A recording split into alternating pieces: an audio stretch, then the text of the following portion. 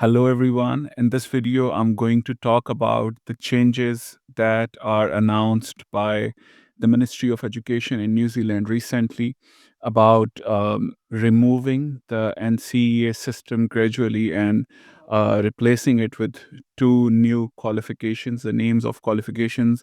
I will put those both names on screen. So basically, a foundational award in literacy and numeracy will replace NCEA Level 1, which is for year 11. New Zealand Certificate of Education, NZCE, will replace NCEA Level 2, which is for year 12. And finally, New Zealand Advanced Certificate of Education, which is NZACE, this will replace NCEA Level 3 for year 13. Moreover, the requirement for NZCE for year 12 and NZACE for year 13 is that they need to take 5 subjects and they have to pass at least 4 subjects for each certificate. This video is basically, I know teachers who are already working in New Zealand, they might have heard about this change already through their SLT, through the news and all that. However, teachers who are in overseas, they might be preparing for the current NCEA, curriculum system, but they need to know that from 2026, so in January, the academic year begins in New Zealand in January. So January 2026, the year 9 that will start, they will follow the new system that government is proposing. And then in 2027, year 10, 2028, it will be year 11, 2029, it will be year 12, and then in 2030, it will be year 13.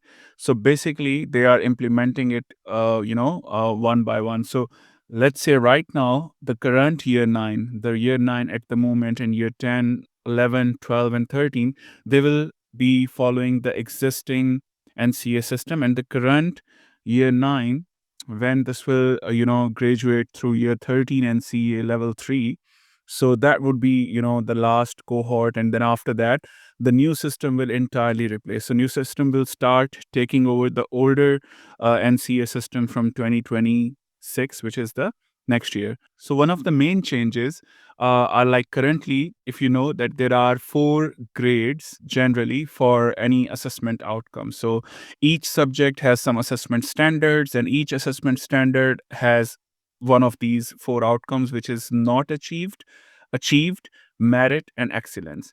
Now, the thing is, they want to bring the Ministry of Education, they want to bring a system where there is a grading. There are, 100 marks, and you are graded starting from grade A, B, C, D, and E. So they want to bring this grading system.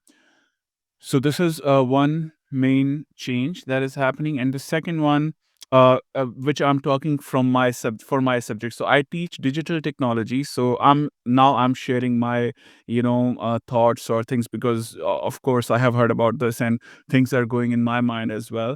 What I have heard and what I read that the internal and external assessments, they will go on, but one thing which is a little bit concern for me, that I have taught in American curriculum. I have taught O levels and A levels, and one thing which my students will always ask me, that when we do the practice of programming, because I'm teaching computers, so programming or graphic designing.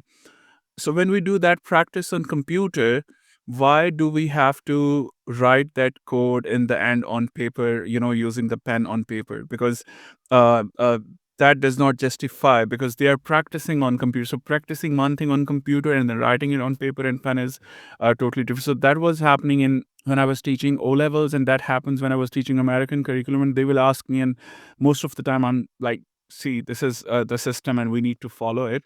And one of the good things that I liked about NCEA when I moved here was, in each term my students, they do a project. So they do a programming project. In one term they do an electronics project, and it is good because they are doing kind of project based thing. They are coming up with an outcome which is basically a finished project, rather than memorizing different definitions or descriptions or stuff, because they do know about all of this stuff when they are working on the practical project, right? So my concern, and I hope so, when MOE do any kind of changes, they will for sure take care of this. But as a teacher, I have my concern that if the number of assessments that are more paper and pen based, or even the writing based assessment rather than the practical based, if they are increased, then this might reduce the essence of the practical subject. And I'm sure the science teachers and all the other subjects, all the other technology subjects as well, where we want our students to do something which is more practical based rather than more theoretical based. So that is something that I'm really looking for. Hopefully there will be more practical oriented assessment outcomes and less theoretical work. Those who are watching this video for the first time and they're wondering what are these assessment standards and how they work, so I will quickly unpack this for them. So basically, right now at the moment, NCEA level 1 in year 11 and NCEA level 2 in year 12 and NCEA level 3 in year 13. There are a number of subjects that students need to take, and then each subject has a specific assessment standards. Assessment standards are basically those learning objectives, broad learning objectives that they are taught, usually one assessment standard or two assessment standards in one term. Now, some of those standards are assessed internally, which means the teacher who is teaching them will take their exam internally, and it is assessed internally. The external one is the one which is taken by NZQA, which is not assessed by the teacher or not by the school. It is assessed externally. So right now it is mixture of internal and external assessments. Like if I talk about my subject in year 12 and in year 13, basically NCEA level 2 and NCEA level 3 in digital technologies, CIT subject, they do 3 internal assessments and 1 external assessment. Same in year 12, same in year 13. Now, if we talk about some more reasons due to which the existing NCEA system is being replaced, then new subjects and standards that will replace the existing NCEA system will be co-designed with industry partners to better support vocational pathways such as trades like constructions, automotive, hospitality, etc. Another main reason to replace the current NCEA system is basically the credit based system, which encourages selective skipping of assessments and undermining holistic learning.